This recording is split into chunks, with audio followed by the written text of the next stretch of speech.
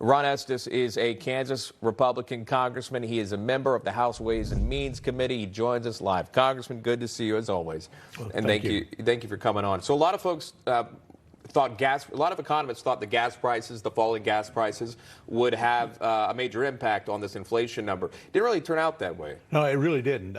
Obviously, gasoline's a big impact for so many Americans in terms of what they do. And we saw a huge drop in gas prices, but that's pretty typical. Two things happen. One, after the 4th of July, driving starts to taper off as kids start to go back to school. And then also China's kept their economy cut down. So that's stopped the price increase in gas. Yeah. But everything else is going up. I mean, particularly you look at food. Something that's really on a day-to-day basis for everybody's mind is food's still up 40% on eggs and nearly 10% on bacon or fruits and vegetables. And so that's the part that's really hitting the pocketbook of individuals. Yeah. Are you hearing that from constituents where you are in Kansas? Are they talking about that? I mean, we have these broad conversations on television shows, but obviously you got to get down to each constituent, to each resident, to say, how is this impacting you? And the people that I talk to the most, it really is at the grocery store for a lot of them. Yeah, it really is. And you're seeing it in the folks that we talk to, particularly as we've gone through the back to school season. And parents were having to tell their kids, no, you need to keep the same clothes. You need to use last year's backpack because the money's gone into gas and gone into food. And what's really painful about this and doesn't really show up in the year-over-year numbers, which are high. I mean, the last 4 months, we're at 40-year highs of inflation and consistently in that 8.3 to 9% range. But you go back to the beginning of the Biden administration, and it's actually up 13.2%, as opposed to just a comparison of a year ago. Because that's when inflation really started, was after President Biden came in office and started spending so much money. You talk about that. Really quickly, I wanted to point out a live look at the Dow, or at least for me right now, down 880 points right now. We've been monitoring this all morning. We'll see if it bounces back. There is talk that it will. But I wanted to get back to this presidency in this administration. There is a planned speech today for the president to tout the recovery, the progress that was made. Some have labeled it somewhat of a celebration style that would happen today at the White House. Is that appropriate for the news that came out today?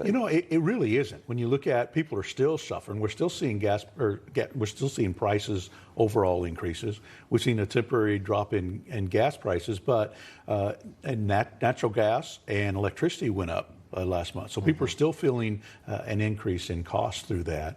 And to be consistently from month to month, it's not like we're seeing prices go down. So it's really each month adds more to the burden from what was there before. And so it's way too early. I mean, the president's really not on target if he's saying that this is good for the American people and that inflation's tapered off and they should be happy with their economic situation. And the Inflation Reduction Act is not going to reduce inflation. That's pretty common. That's pretty standard out there. He released a statement earlier on how the Inflation Reduction Act would help. It was more vague, but as we know, it points to clean energy, et cetera. I wanted to move on to a part of that IRA, the Inflation Reduction Act, the 87,000 IRS agents that will be implemented at some point over time, but also who's in charge, which is Nicole Flax, that we were learning here. And I'll show you this full screen really quickly. It says this: IRS officials in charge of 87,000 new agents played key role in Obama-era targeting scandal. And it's there on your screen, talking about House Republicans saying they will keep a watchful eye on the IRS official tapped to run the centralized office housing 87,000 incoming new agents because she has ties to IRS targeting of Tea Party groups during the Obama administration. Is this another Lois Lerner situation in terms of Nicole Flax or overseeing this part of the Internal Revenue Service? Yeah, it really is problematic.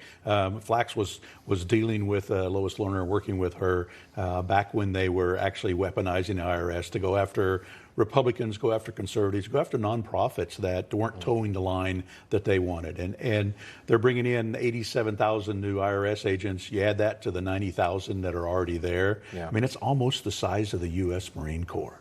So you think about that from the troops that come out of the IRS versus what we expect our Marines to do to protect our country. And at the same time, only 4% of that $80 billion that they're going to spend goes to customer service. And I can't tell you the number of constituents that I talk to that are having problems. Either they can't get answers to their questions about what's going on with the tax return. They can't get their tax return completed. That's a great point. Can't get their refund back. Right. They can't. Who do you call? Yeah. Right. Yeah. And you call and you get put on hold. You don't get answered. Yeah. I mean, people have lost mortgages for houses because they couldn't get their tax returns to show their proof of income.